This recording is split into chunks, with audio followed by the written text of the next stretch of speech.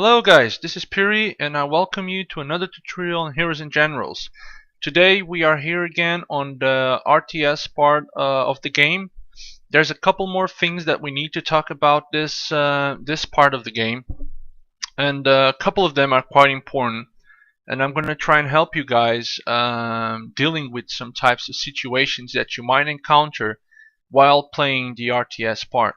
So first of all, and the two initial points that I'm going to talk are probably two of the most asked questions today on the support channel, and I'm going to try and help you out dealing with that situation while the devs don't maybe figure out a better way for us to do them.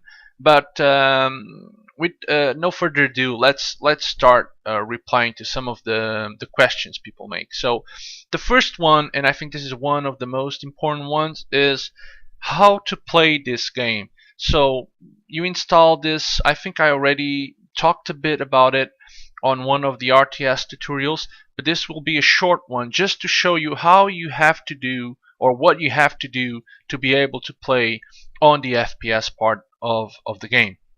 So what you got to do to play, you got one, you can use one of two options. The first one is going to character. You have your soldier, or if you just start the game, you only have one soldier. Later on you'll have more, but what you got to do is just come here to this button, just press enter combat. Okay, what's going to happen next is going to put you on a waiting list until it finds some more players, and you will start playing the game in a couple of minutes. This time can vary depending also on the amount of players online, but it can vary from a couple of seconds or more. But normally it will take around 5 to 15 minutes. Okay, if this by any chance does not work, you probably should refresh your browser, maybe disconnect, connect the game again, and try this option again.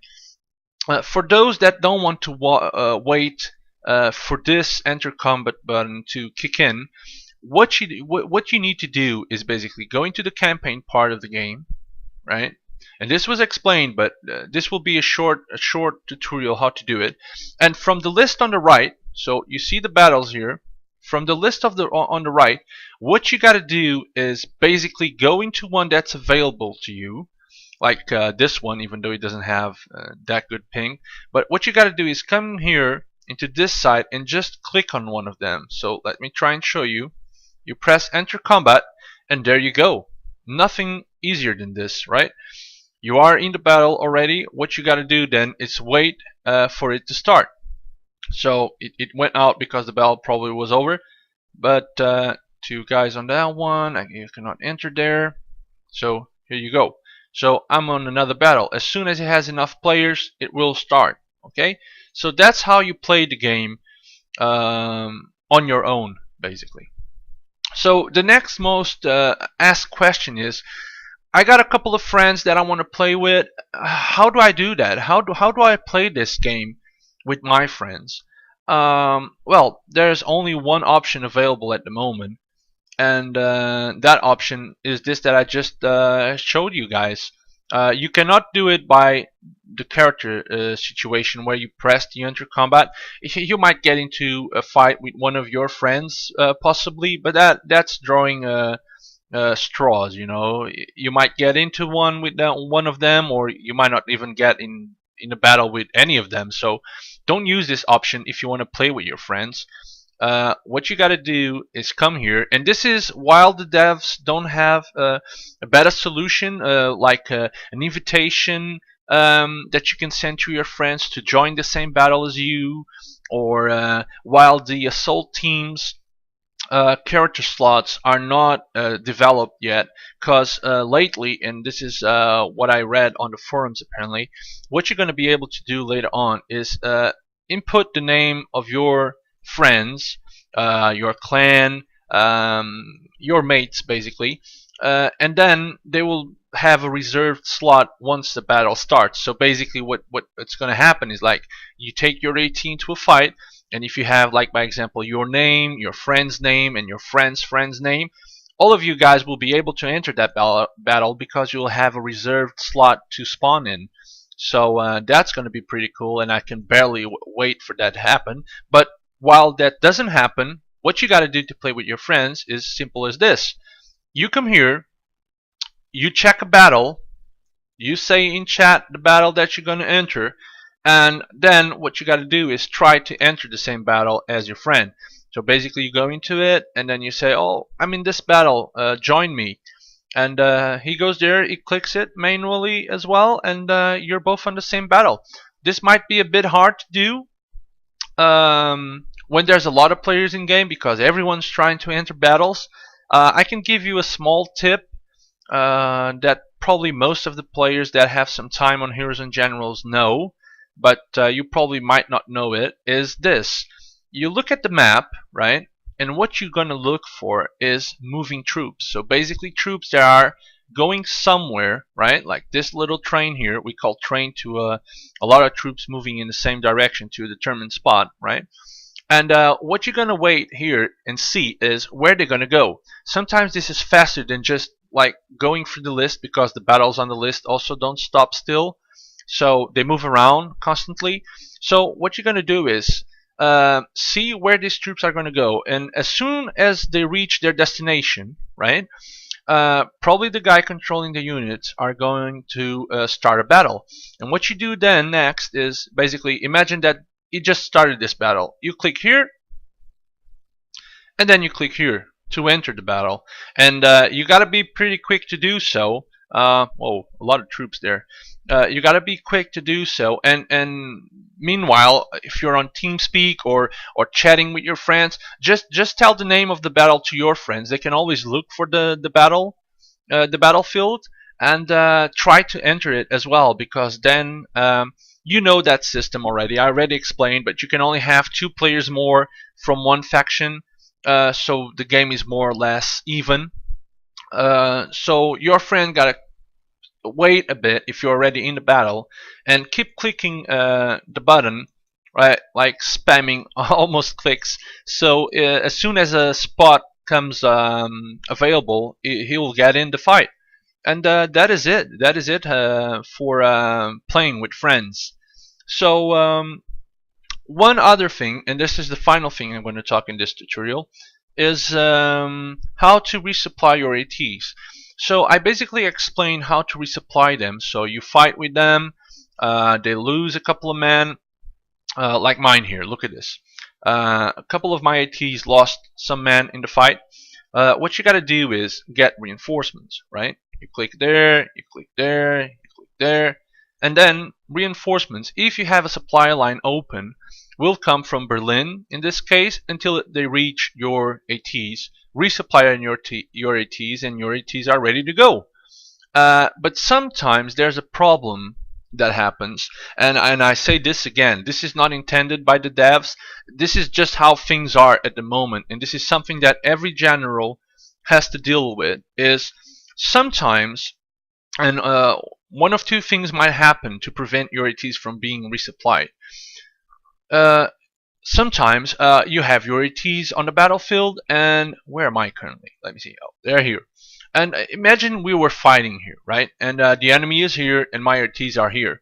And in the commotion, right, the enemy general moves his ATs in here, and I already have my supply units coming towards my ATs. So I just finished the battle, I have a couple of losses, right, and I want to resupply them. I click the resupply buttons as I showed you, and the ATs start moving into my the resupply units start moving into my ATs. It's going to take some time, of course, and he attacks the town. My troops get involved in another fight. What's going to happen? What is going to happen is this: my resupply units will stop at the next town. So imagine they were just leaving Berlin, right? And the fight starts. What's going to happen is, like, imagine they were coming here. Tick, tick, tick, tick, tick. They're coming, and the battle starts, right? The battle starts. The ATs are going to stop in the next town, right? They're going to be here until the fight is over. After the fight is over, what's going to happen is your resupply units will not move. Okay, they will not move, and you will be wondering, okay, but I click the button, I see my resupply units, why aren't they moving? It's like it's not a bug, but maybe a little glitch that it's not intended to do so. The ATs are supposed, the resupply units are supposed, as soon as your AT is available, to start moving again to your ATs, which they currently don't do. So to prevent you from having to come up here and just reset, in some cases you only reset them, you have to reset them because they're completely locked. But normally what happens is, what you got to do is come to your ATs, right, and into another available town that you control. What you got to do is just change them a position. This will trigger the movement on the resupply unit. So the resupply unit was stuck at that town. It will start the movement again into your AT, because and I can show you that I got a couple of resupply units. You see it here. It doesn't show the icon for some reason, but they're coming here. And if I change my AT's spot, right? If I change it here, let's change them all so you can see what I mean, right? Right? They were coming here. They were coming from here. They were coming here. And now my ATs are going to go up, and the resupply units are going to go to them because they follow the ATs, right? So that's basically how you trigger the movement again. And sometimes, more often than none, it happens, this situation. Either the enemy general attacks your troops and the movement of the AT stops, or you're fighting in the front line and someone comes in the back and cuts your supply line.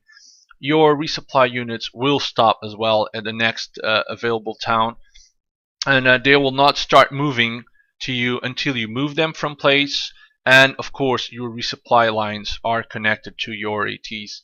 So and that is basically what you got to do to prevent you from having to constantly resetting your ATs, because also you can only reset an AT 8 hours apart, right? If you do it now, only 8 hours after you can do it again.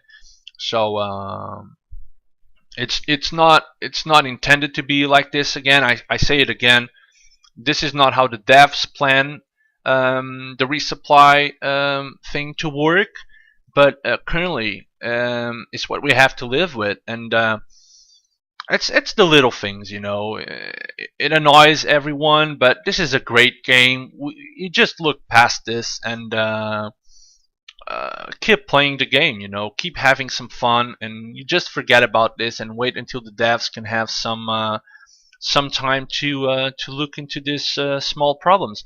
And I was just waiting a bit, and as you can see, you noticed it. Look, I changed the AT's positions, and here you go. Here comes the resupply train into the ATs. So even if you're waiting, you can always be a bit mobile. You don't need to wait with them in spot for the resupply train to arrive to you, but you will definitely trigger the movement of the ATs, the resupply units again. So that is it. This is the end of another tutorial. I hope this has been helpful to you, and I see you guys on the battlefield. This is Piri signing out.